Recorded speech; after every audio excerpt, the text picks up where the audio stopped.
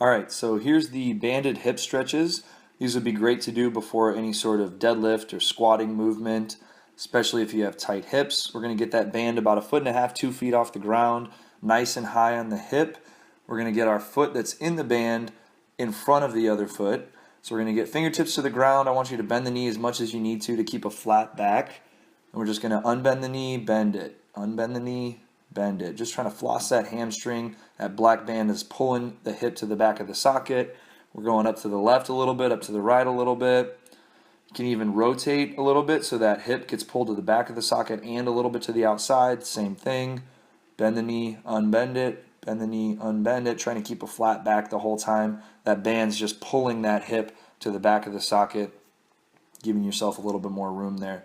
Then we can go into some pigeon stretches with the band. Put an ab mat under your shin.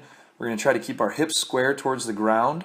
If this is kind of pinching you and it's tough, you can even pull that band down towards the ground instead of 2 feet off the ground on the rig.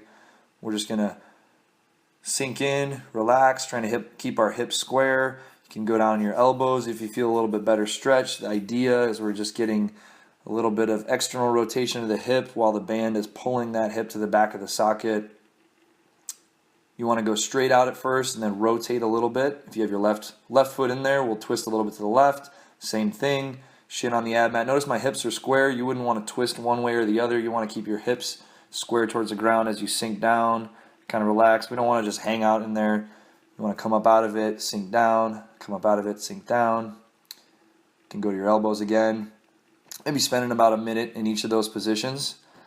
After we've loosened up the hamstring and gotten the hip to the back of the socket, then we're going to loosen up our hips, our hip flexors right there, the psoas. You're going to face the rig. If you have your left foot in, get your left foot behind you, just letting that band pull you open, relaxing. If you haven't done these before, you don't want to go too crazy with it the first time, just a little stretch. Then you can push that band to the ground, let it pull your hip open, relax a little bit.